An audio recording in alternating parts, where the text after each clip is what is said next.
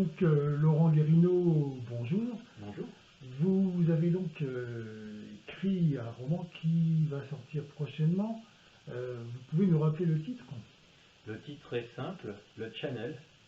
C'est tout simplement l'appellation britannique de la Manche qui sépare l'Angleterre des côtes Nord-Bretagne et de la Normandie, dans lequel, eh bien, ma foi, il y a régulièrement des trafics maritimes, autant via la route principale qui mène de l'Atlantique à la mer du Nord, avec tous les passages de cargo qu'on connaît, et puis des échanges nord-sud entre la France et l'Angleterre, avec les ferries, des plaisanciers, des pêcheurs, nombre de bateaux. Donc dans ce channel, il y a du trafic. Alors, est-ce qu'il s'agit d'un trafic de marchandises? Est-ce qu'il s'agit d'un trafic maritime? Qu'entendez-vous par trafic? Les deux, mon colonel. Il y a bien sûr le trafic maritime classique, mais ça va sans dire, il y a également du trafic commercial, et puis certains sont licites, d'autres pas. Et au milieu de tous ces trafics, il y a parfois des impondérables, des accidents ou pas. Et bien ma foi, ça provoque des histoires plutôt intéressantes.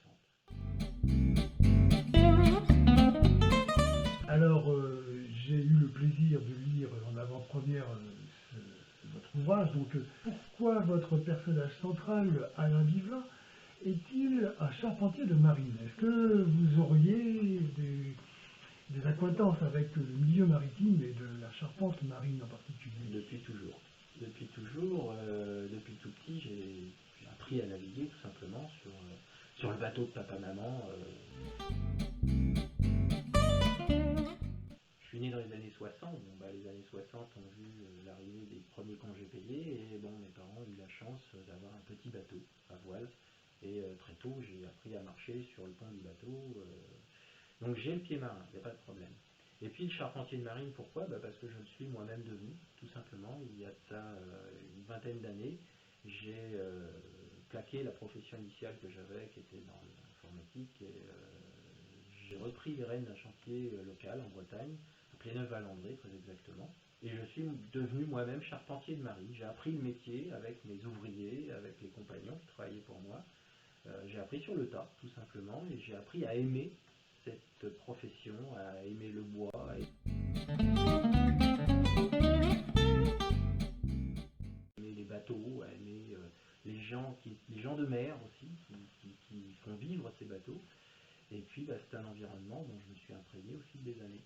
Et lorsque j'ai cessé cette activité, j'ai continué à la faire vivre à travers mes romans, tout simplement, en fait. Pour que ne meurent pas les charpentiers de marine, on va dire, parce que c'est vrai que c'est une profession en voie d'extinction, comme beaucoup de professions artisanales ou issues souvent du compagnonnage.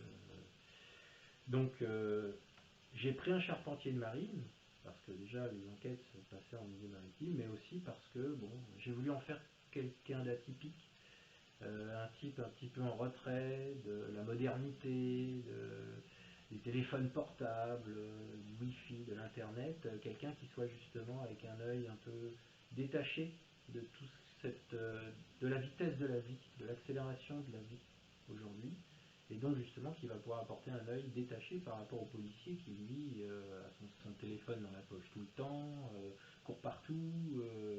Il y en a un qui court et il y en a un qui marche. Voilà.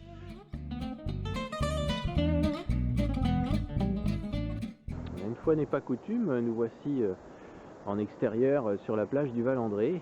Pourquoi la plage du Valandré? Parce que c'est ici que va se jouer un des volets de l'histoire dans le Channel. Il va y avoir une découverte faite par des enfants notamment sur la plage, et cette découverte va relancer l'enquête du lieutenant en charge de l'affaire de façon un peu particulière.